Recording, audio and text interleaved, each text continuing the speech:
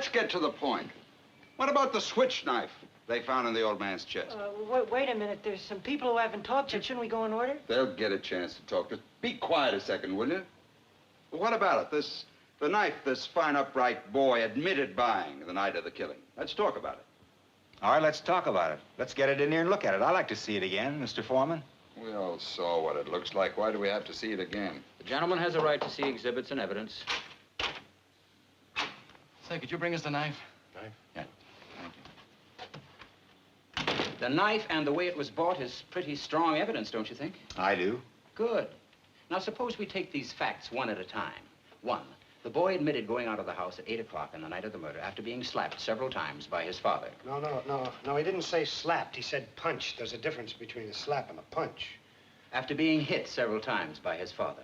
Two, he went directly to a neighborhood junk shop where he bought one of those... switch knives. Switchblade knives. This wasn't what you'd call an ordinary knife. It had a very unusual carved handle and blade. The storekeeper who sold it to him said it was the only one of its kind he had ever had in stock. Three, he met some friends of his in front of a tavern about 8:45. Am I right so far? Yes, you are. You bet he is. He talked with his friends for about an hour, leaving them at 9:45. During this time, they saw the switch knife. Four, they identified the death weapon in court as that very same knife. Five, he arrived home at about 10 o'clock.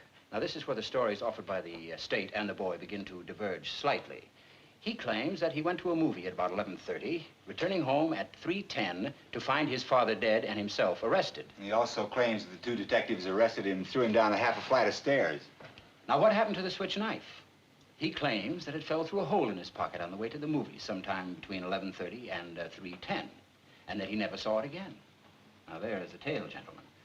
I think it's quite clear that the boy never went to the movies that night.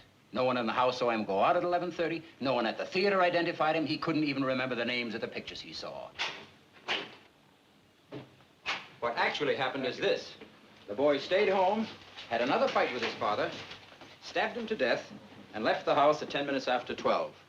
He even remembered to wipe the knife clean of fingerprints.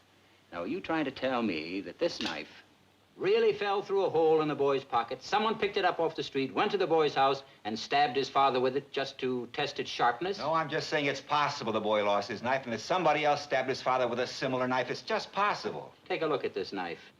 It's a very unusual knife. I've never seen one like it. Neither had the storekeeper who sold it to the boy. Aren't you asking us to accept a pretty incredible coincidence? I'm just saying a coincidence is possible. And I say it's not possible.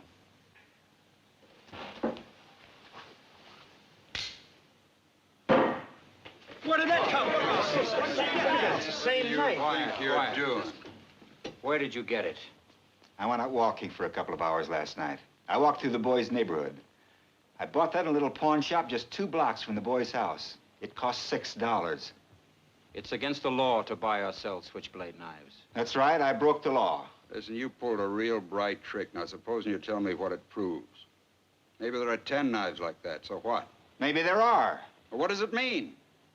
You found another knife like it. What's that, the discovery of the age or something? You mean you're asking us to believe that somebody else did the stabbing with exactly the same kind of knife? The odds are 1,000,000 to 1. It's possible. But not very probable.